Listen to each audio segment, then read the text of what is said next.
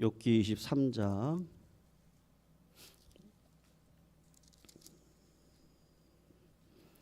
1절에서 15절까지 우리 교독으로 읽도록 하겠습니다. 1절에서 15절입니다. 1절 제가 먼저 읽습니다. 욥이 대답하여 이르되 오늘도 내게 반항하는 마음과 근심이 있나니 내가 받는 재앙이 탄식보다 무거움이라. 내가 어찌하면 하나님을 발견하고 그의 처소에 나아가랴. 어찌하면 그 앞에서 내가 호소하며 변론한 말을 내 입에 채우고 내게 대답하시는 말씀을 내가 알며 내게 이르시는 것을 내가 깨달으랴.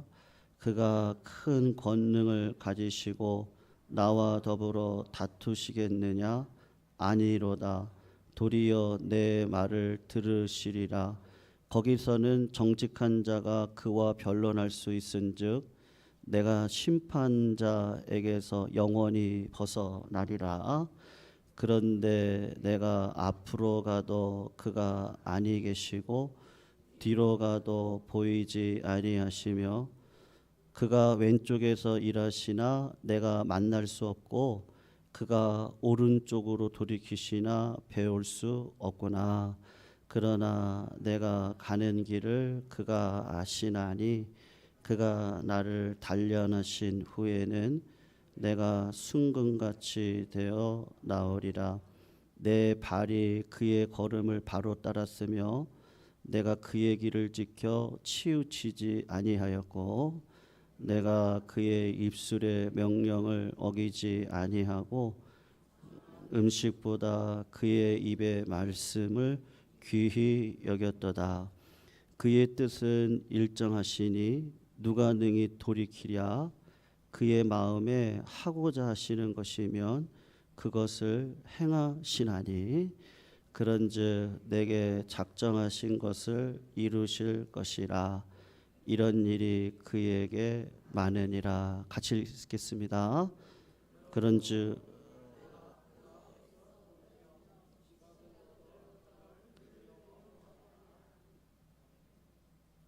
네.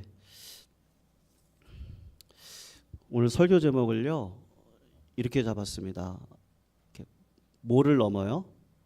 예, 허물을 넘어 소망으로 이렇게 잡았습니다. 선생님들 올 한 해 어떠셨어요? 이제 한 주만 더 남았는데요. 어떠셨어요? 어제 이제 결혼식이 있잖아요. 그래서 8층에서 결혼하고 이제 7층으로 내려와서 식사를 했거든요. 예. 근데 어떤 권사님이 이렇게 내려오실 때 계단으로 내려왔거든요. 이렇게 뒤로 내려오시더라고요. 그래서 짠한 거예요. 그러니까 이제 알고는 있었는데 이제 평생 일을 하시면서 연골이 다 나간 거죠. 예. 그러니까 이제 그걸 제가 이제 실제로 보니까 아이고 진짜 예, 우리 인생이 수고와 슬픔뿐인데 그게 이제 몸에 있는 거죠. 어쩔 수가 없잖아요. 예, 어제 이제 기도 제목들이 좀 많이 있었어요. 또 결혼식 가기 전에 어떤 성도님 우리 가족 자녀들이 결혼하면 이제 또 잘 살아야 되지 않겠습니까? 또 잘 살다 보면 살라고 하다 보면 또 환난과 어려움이 있단 말이죠. 그래서 이런 일이 있습니다. 또 이렇게 얘기를 하시면서 기도 우리 같이 했으면 좋겠다고. 이제 그런 이제 기도 제목들 그리고 어떤 집사님은 또 형제간에 이제 또 생이별을 해야 되는 그런 상황 가운데 또 기도 제목을 이렇게 얘기를 하시더라고요. 그래서 이제 그런 이런저런 이야기를 들으면서 인생이라는 게 도대체 뭘까?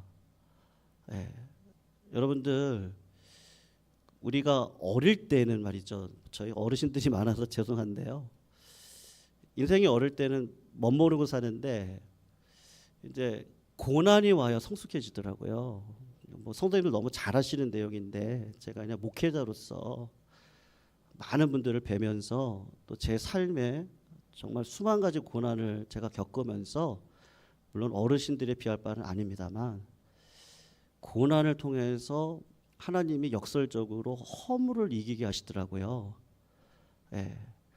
여러분, 세상 사람들, 똑똑한 사람들 많거든요.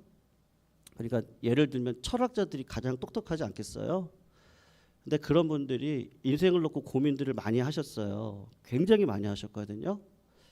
근데 젊은 시절에 전쟁을 겪는다든지, 뭐 지금이야 100세 시대니까 병마를 이기고 의학적으로 이기고 살아가지만, 예전에는 그 홍역조차도 이길 수 없는 의술이었잖아요. 그러니까 어린 시절에 이렇게 죽음을 경험하면서 그 어린 시절에 사람들이 성숙해지는 거죠. 전쟁을 경험한다든지. 그러면서 인생이라는 게 도대체 뭘까 고민을 많이 했단 말이에요. 예. 그래서 옛날 어르신들이 성숙하셨습니다. 그러니까 뭐 지금은 성숙하지 않았다 그런 얘기가 아니고요. 그만큼 고난이 허물을 이기고 살아갈 수 있는 힘을 얻더란 말이죠. 그런데 이 철학자들이 인생의 허물을 놓고 고민을 많이 해요. 그래서 그분들의 책이나, 제가 중학교 때 제가 왜 그랬는지 모르겠는데 아직도 기억이 나요. 동화 서점에 가서 친구들하고 참고서를 사러 갔다가 톨스토이의 사람은 무엇으로 사는가, 제가 그 책을 샀다니까요. 알지도 못하면서요. 읽는데 머리가 터져 나가는 줄 알았어요. 제가 그 나이에 그분의 책을 어떻게 이해할 수 있겠어요. 근데 왜 그랬는지 모르겠는데 그 책을 샀거든요. 근데 이제 인생이 뭐지? 사춘기가 오면서 이제 그런 생각이 왔었던 것 같아요. 그래서 해결점을 좀 받아보려고 그 책을 샀는데, 여러분, 철학자들이 어느 순간 그 불교적으로 득도한다 그러잖아요. 도를 깨닫고 나면요, 반응이 몇 가지가 있습니다. 이제 그게 뭐냐면 정말 정직하게 인생을 본 거예요. 인생을 다 보고, 그리고 깨달은 게 뭐냐면 인생이 허무하거든요. 예. 예전에는 돈하고 노동을 하면 우리가 살 수 있다고 생각을 했습니다. 근데 그때는 그렇게 생각할 수밖에 없는 게, 인생이 짧으니까 돈 열심히 일을 해서 돈을 모아서 자식들을 키우다 보면은 가셔야 됐다는 상황들이 많았거든요. 근데 지금은 그렇지 않아요.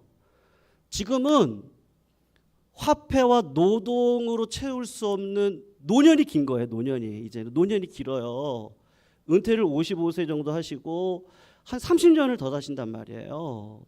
그럼 노년이 너무 길어요. 그 노년의 긴 세월을 노동을 할 수 없잖아요. 이제는요. 그렇다고 돈으로 채워집니까? 좋은 거 먹는 것도 한두 번이고 여행 가는 것도 한두 번이지 지겹거든요. 시간을 어떻게 보내야 될지가 지겨운 거예요. 그러니까 철학자들이 인생이 이게 뭐지? 이렇게 생각을 한단 말이에요. 도대체 뭐지? 허무해요. 어떨 때는 그런 마음이 찾아온단 말이에요. 그래서 그거를 고민하다가 인문학적으로 뭐 장자부터 다 고민해요. 그리고 인생의 정답을 딱 얻는데, 우리는 알거든요. 성경에서 시편 90편에 인생의 자랑은 수고와 슬픔뿐이에요. 그거를 철학자들이 고민하다가 깨닫거든요. 그래서 몇 가지 특징이 있더라고요. 그걸 진짜 깨달은 자가요, 펑펑 울어요. 철학자들이 울어요. 야, 인생이라는 게 이거구나. 펑펑 울어요. 네. 그 젊으신 분들이 똑똑하니까 고민을 하고 인생을 득도한 거죠. 깨닫고 나서 야, 인생이 아무것도 아니네. 그런 인생을 내가 살아가야 되는 거네. 그러면서 펑펑 울어요. 어떤 분들은 어떻게 하신지 아십니까? 자살합니다. 인생이 그렇다는 걸 알고 소망이 없는 인생을 내가 더 살면 뭐 하랴? 그리고 자살을 해요. 그렇게 똑똑하신 분들이. 어제 오순복 권사님한테 전화가 오셨어요.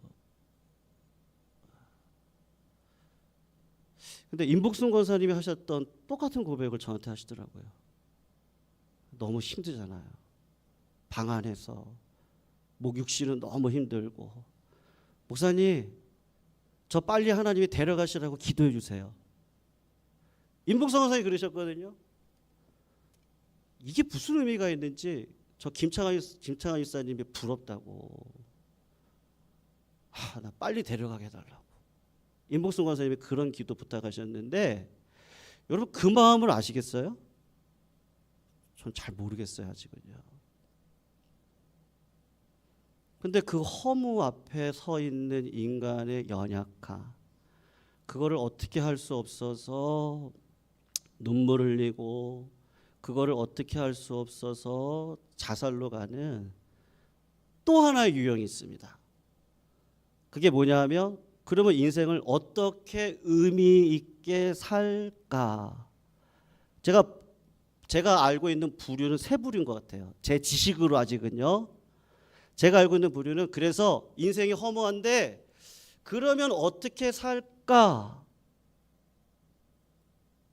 마음이 중요하구나. 이렇게까지 가더라고요. 그러니까 성경의 얘기를 그대로 이분들이 알아요. 굉장히 똑똑해요. 마음이 중요하구나. 그리고 관계 안으로 들어가서 행복하게 살아야 되는 거구나. 거기까지는 들어가요. 또 다른 부류는 뭐냐? 그냥 just do it. 인생은 의미가 없으니까 그냥 즐기면서 살자. 그런 부류가 또 있더라고요. 여러분, 그 모든 부류들은요, 그 허무를 이겨내지를 못해요.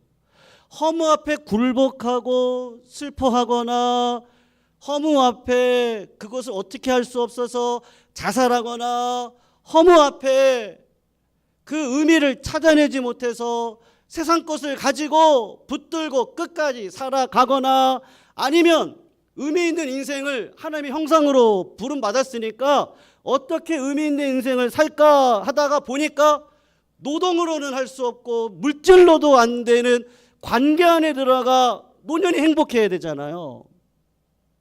어떻게 혼자 살아요? 그러니까 베풀어야 되는 거구나. 그래서 행복 안으로 들어가요. 그렇게 의미 있게 살다가 끝나는데 그 사람들이 가지고 있는 생각은 뭐냐? 그게 끝이에요. 끝. 없어요. 끝. 없어요. 없어요. 네. 근데 여러분, 신앙 안에서도 허무가 있다는 거 아십니까? 신앙생활하면서 제가 아까도 말씀드렸잖아요. 왜 인생의 육신의 연골은 이렇게 달아야 돼요? 내가 예수 믿는데? 왜? 내 가정에 아픔이 왜 있어야 돼요? 왜? 내가 예수를 이렇게 믿는다고 하는데 왜 이런 일들이 있어야 돼요? 그런 일들이 왜 없겠냐고요. 욥이 그렇거든요. 여러분, 욥은 에스겔서에 보면은 에스겔서에서 그렇게 얘기를 해요. 하나님이 뭐라고 얘기하냐면, 노아, 욥, 다니엘과 같은 의인은 이 땅 가운데 없었다, 그렇게 얘기를 할 정도예요. 그러면 욥은요, 하나님께서 보실 때에 정말로 깨끗한 사람이에요. 다윗도 아니에요. 다윗은 간음했잖아요. 다윗은 그런 죄악이 있는 사람인데, 욥은 정말로 하나님 앞에 깨끗하게 살려고 노력했던 사람이에요. 그러면 그런 사람이, 여러분 그냥 상식적으로 따지면 어떻게 해야 돼요? 복 받아야 돼요? 안 받아야 돼요? 받아야죠. 근데 하나님이 그에게 의도적으로 어떻게 하시느냐 하면, 그의 상 가운데 아들이 7이고 딸이 3이에요. 근데 아들, 딸을 다 부모보다 먼저 죽어요. 여러분, 자식이 먼저 가면 그 자식은 가슴에 앉잖아요. 내 자식이 어떤 자식인데요. 거기다가 물질을 다 잃어요. 그리고 병마까지 찾아와요. 옆에 아내가 뭐라 그러냐면, 야, 네가 믿는 하나님이 진짜 살아계신 하나님이라면 어떻게 이렇게 할 수가 있어? 하나님이 살아계신 거 마저 그냥 세상처럼 살아. 세상이 뭐라고요? 허무에 굴복하고 산다니까요. 그냥 그렇게 살아. 근데 욥이 신앙생활을 이렇게 하는데 고난이 오는 거예요. 고난이. 아무리 기도해도 이거는 마귀가 사단이 준 고난도 아니고 내가 잘못해가지고 왔던 고난도 아니에요. 이건 분명히 하나님이 주시는 고난인데 하나님이 도대체 왜 이런 고난을 주시는지를 모르겠는 거예요. 여러분 신앙생활에서 돌짝밭, 그 다음에 길가밭, 가시밭 다 뭐를 통과하지 못하냐면 세상이 허물을 통과하지 못하듯이 신앙 안에 들어와서 이 허물을 통과해야 되거든요. 이겨나가셔야 되거든요. 근데 길가밭도 그렇고 돌짝밭도 그렇고 가시밭은 굉장히 신앙적으로 보이는 밭이에요. 근데 세상의 염려와 재물의 유혹에 하나님께서 원하시는 열매를 맺지 못하는 거거든요. 그게 뭐예요? 왜 재물의 유혹과 세상의 염려에 계속 빠져 있어요? 허물을 허물을 이겨가지를 못하는 거예요. 그러니까 세상 사람들처럼 아유 그냥 할 거 다 하고 사세요. 그냥 어차피 죽음으로 끝날 건데 그게 겉으로 볼 때는 좋아 보이죠. 아유 좀 뭐 높은 데도 한번 올라가 보세요. 네. 공부도 한번 해보시고. 나쁘다는 얘기는 아닌데요. 문제는 뭐냐면 목적이 거기에 가 있는데 그 목적이 끝에 가서 보니까 다 허무한 거예요. 허무한 거예요. 그걸 어떻게 하냐고요. 그러니까 신앙 안에서도 하나님이 그 문제까지 우리를 치받도록 이렇게 하나님께 푸시하면서 밀어내시거든요. 여러분 인생에 자랑만 있습니까? 제가 알기로는 그렇지 않거든요. 허물을 반드시 직면하던 하나의 우리들의 삶에 고난을 허락해 주시거든요. 근데 지내놓고 보면 고난이 굉장한 유익이거든요. 그러니까 여러분 욥과 같은 사람은 굉장히 어떻게 보면 골치 아픈 사람이에요. 왜냐하면 욥은 이렇게 얘기할 수 있는 거예요. 아니 왜 못해? 왜 복을 못 받아? 하나님 말씀대로만 살아봐. 왜 복을 못 받아? 그 말이 종국적으로는 맞는 말인데 그 사람에게는 무슨 마음이 있냐 하면 믿는 자의 고난을 품어내지를 못해요. 인생이라는 게 그렇게 단순 무식하게 갈 수 있는 공식적인 삶이 아니거든요. 누구는 그렇게 살고 싶었었겠어요? 누구는 그렇게 태어나고 싶었겠냐고요. 그렇지 않거든요. 내가 했던 선택을 가지고 삶을 살아오다 보니까 내가 가정의 역할을 감당해야 되는 분들도 계시는 거예요. 인생에. 내가 그렇게 뭐 건강하지 않게 살고 싶었나요? 열심히 하지만 건강이 하나님께서 폭로를 시킬 때가 있죠. 왜 없겠어요? 근데 예수를 안 믿어서 그런 거냐고요. 그렇지 않거든요. 하나님은 욥이 고난을 통과하지 않았으면 욥은 어떤 마음인지 아십니까? 공식이 있어. 공식이 있어. 말씀대로만 살아봐. 고난은 없어. 형통만 있어. 그렇게 생각할 거라고요. 그게 무슨 말이에요? 인생의 허물을 경험해 보지 않으면, 그 허물을 신앙으로 이겨내지 않으면 여러분 그 믿음의 가치가 어느 순간 다 무너져요. 다 무너질 수밖에 없거든요. 왜냐하면 들어가서 보니까는 하나님을 의지하지 않고 있는 거예요. 겉으로는 신앙의 색깔을 가지고 있는데 세상적인 것을 의지하고 살아가고 있는 형국이란 말이에요. 아니면 어떤 분들은 내 인생은 도대체 왜 이런 거야 도대체? 왜 맨날 나는 저주받은 인생이야? 아니에요. 왜 저주받은 인생이에요? 그럴 수가 없어요. 그렇지 않거든요. 그러니까 하나님에게 욥에게 그런 은혜를 주시는데 어떤 은혜를 주시냐? 고난이 유익인 거예요. 욥이 이해가 안 되는 거예요. 분명히 내 하나님은 말씀대로 살면 축복을 주신 분이거든요. 근데 그 하나님이 아니 어떻게 내 자식을 이렇게 일순간에 끝내버려요? 그리고 내 물질을 어떻게 이렇게 한꺼번에 싹 가져가 버리세요? 그리고 내 10년 가운데 낚싯단도 주시지만 왜 병마도 주시냐고요. 그리고 왜 사랑하는 아내로부터 그를 내면 그냥 저주하고 죽어버려? 왜 그런 얘기를 듣게 하시느냐고요. 근데 욥이 잘한 게 뭔지 아세요? 욥은 인생의 그 허물을 세상적으로 이기려고 하지 않고 내가 알고 있는 하나님 앞에 계속해서 찾는 거예요. 그러니까 얼마나 답답하겠어요. 그 하나님이 일부러 안 나타나시는데요. 그런 시간을 반드시 지나가셔야 되거든요. 그러면서 내가 깨져나가야 돼요. 내가 다 깨져나가야 돼요. 정말로 제 자신에 있는 모든 것들이 다 깨져나가고 하나님만이 영광 받으셔야 됩니다. 하나님만이 주인이십니다. 영광의 하나님이 내 인생을 책임져 주십니다. 거기까지 가야 되거든요. 근데 하나님이 안 만나 주시는 것 같아요.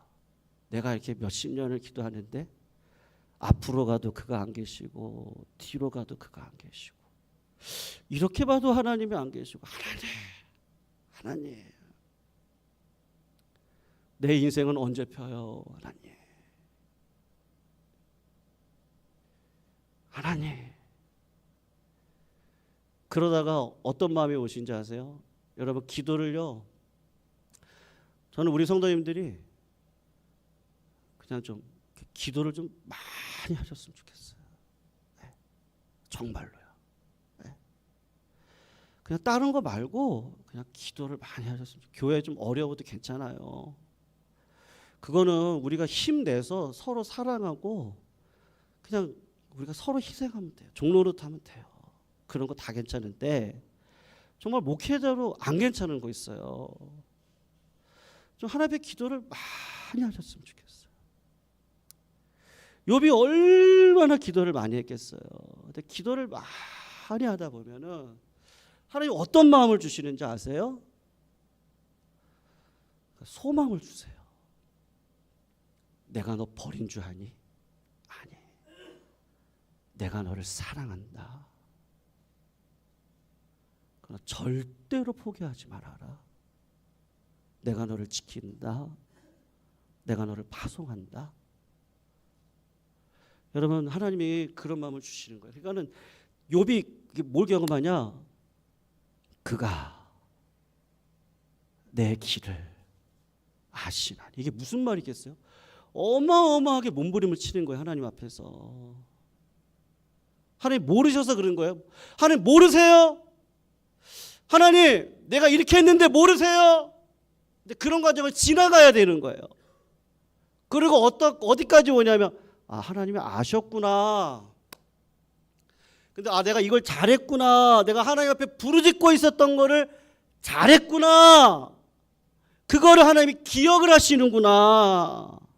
그리고 어떤 소망이 오냐면 그가 나를 단련하신 후에는 순도 100% 변함없는 믿음에 근거한 자리에 서서 하나님의 영광을 위해서 살아갈 수 있는 하나님의 기업을 이뤄받은 자로 이제는 흔들리지 않고 든든히 믿음으로 신앙을 감당하며 하나님이 주시는 그 은혜, 하나님이 부여도 주시고 하나님이 능력도 주시고 하나님이 건강도 주시고 하나님이 내 인생도 책임져 주시고 문도 열어주시고 사업도 이어가게 하시고 직장에서 든든한 생활을 하게 하시고 내 자녀 책임져 주시고 자녀의 생명을 낳게 하시고 가문을 이루게 하시고 아멘 한 때까지 한다니까요. 목이 터지더라 진짜로. 아멘 안 하세요. 농담이라는 거 아시죠? 속으로는 다 하신 줄 알아요. 생명을 낳게 하시고 정금과 같이 나오게 하시리라. 여러분 그래서 신앙의 허물을 통과하셔야 됩니다. 그리고 하나님이 경험하도록 하나님을 이끌어 가시거든요. 저는요, 기도 생명 걸고 기도하시는 분들이 응답 못 받은 건 한 번도 못 봤어요. 제가 이렇게 담대하게 얘기할 수 있는 건 저도 경험했거든요. 인생 10년 그냥 갑니다. 20년 그냥 갑니다. 근데 20년을 기도해 보세요. 30년을 기도해 보세요. 하나님이 능력과 은혜를 주시거든요. 그러면 그 다음의 생은 하나님이 책임져 주셔요. 그게 알겠어요. 그래서 더 하나님을 의지하고 싶은 마음이 드는 거예요. 그러니까 말씀이 다 이해가 돼요. 주의 선하심과 인자하심은 정령이 나를 따르니니 내가 자랑하며 살겠습니다가 아니고 내가 여호와의 성전에 거하겠습니다. 맞네요. 나 여호와의 성전에 거하고 싶어요. 더 하나님을 의지하고 싶어요. 아무것도 염려하지 말고 오직 모든 일에 기도와 간구로 너의 구할 것을 감사함으로 하나님 앞에 아뢰면 그리스도 예수 안에서, 여러분 그리스도 예수의 사랑이 이해가 되세요? 이해가 안 돼요. 어떻게 하나님의 사랑이 자기 아들을 죽이면서까지 우리를 사랑하시느냐고요. 내 상식으로는 이해가 안 돼요. 내가 어떻게 내 자식을 죽이면서 다른 자식을 살리겠냐고요. 나는 그럴 만한 의인이 아니에요. 난 죄인이에요. 근데 하나님은 그런 사랑을 나한테 주시는 거예요. 근데 이거를 언제 알아요? 허무 아팠을 때요. 인생이 허무 아팠을 때 하나님밖에 없구나. 그 십자가의 사랑을 보는 거예요. 그리고 그 십자가의 길을 걸어가시는 분들이 누구를 만나요? 예수님을 만나거든요. 이거 뭐와 같은 원리죠? 내가 자식을 낳기 전에는요, 우리 엄마가 미역국을 눈물로 먹은 걸 몰랐어요. 근데 자식 낳고 보니까 저 둘째가 그랬거든요. 중환자실 들어갔어요. 낳자마자요. 지명이가요. 얼마나 애가 끄는지. 셋째를 낳는데 은행에서 소아마비 아니냐고 또 판정이 내려지더라고요. 죽을 것 같더라고요. 얼마나 눈물을 흘리고 기도했는지. 그때 부모의 마음을 알겠어요. 우리 부모가 이렇게 키웠지. 내가 그 길을 가니까 알아요. 예수님이 어떤 길을 가셨어요? 인생의 허무 앞에. 왜 하나님 나를 죽이십니까? 내가 하나님을 믿었는데 하나님 왜 나에게 고난을 주세요? 왜 십자가에 고난을 주세요? 인생의 허무 앞에 어떻게 해요? 하나님 기도해야죠. 하나님 살려주세요. 땀이 핏방울이 되도록 예수님이 뭐 하셨어요? 주구장창 기도하셨다니까요. 그러면서 뭐를 알게 돼요? 하나님의 그 변함없는 사랑을 깨닫는 거예요. 내가 이 길을 가는 게 맞구나. 믿음의 길을 가는 게 맞구나. 그리고 살아계신 하나님의 실체를 내가 직접 만나는 거예요. 여러분, 신앙은 개념이 아니에요. 신앙은 배움으로 되는 게 아니에요. 신앙은 경험하셔야 돼요. 내가 그 아비 어미의 길을 가야 돼요. 그렇지 않고는 허물을 이겨낼 방도가 없어요. 네. 그래서 사도 바울의 말이 이해가 되는 거예요. 선생이 되지 말고 아비가 되라. 제가 아비 맞습니까? 제가 우리 사랑하는 성도님들 품을 수 있을까요? 하나님, 능력이 없습니다. 은혜를 주세요. 아버지, 기도를 멈출 수가 없어요. 하나님이 해주셔야 됩니다. 우리 성도님들 질병을 나사렛 예수의 이름으로 물러가게 해 주십시오. 우리 성도님들 눈물을 나사렛 예수의 이름으로 닦아 주십시오. 사랑하는 우리 성도님들 가정 회복시켜 주십시오. 우리 자녀들 문을 열어 주십시오. 결혼한 가정들 하나님 믿음의 자손으로 채워 주십시오. 생명 낳게 주십시오. 내가 할 수 있어요. 나사렛 예수의 이름으로. 근데 내가 기도하면서 그 길을 가고 있는 거예요. 그럴 때 기도하는 자에게 주시는 응답이 뭐죠? 하나님 그걸 다 해주시니까요. 그게 얼마나 감사하냐고요. 그래서 믿음을 떠나고 싶지가 않은 거예요. 믿음으로 살아야지. 온갖 좋은 것은 어디로부터 내려와요? 하늘로부터 내려오는구나. 아무것도 염려하지 마세요. 오직 모든 일에 기도하세요. 성도님들 기도하세요. 그리스도 예수 안에서 하나님의 평강이 성도님들의 마음과 생각을 지켜 주실 줄로 믿습니다. 올 한 해 잘 마무리하셨으면 좋겠고요. 성도님들 건강하세요. 우리 100세까지 사세요. 지겨워요, 목사님 이르시면은 그 지겨운 인생이 보람된 인생으로 바뀌기를 축원합니다. 은혜의 인생 되시기를 축원합니다. 그런 인생을 살아가시기를 부탁드리겠습니다. 우리 찬송가 412자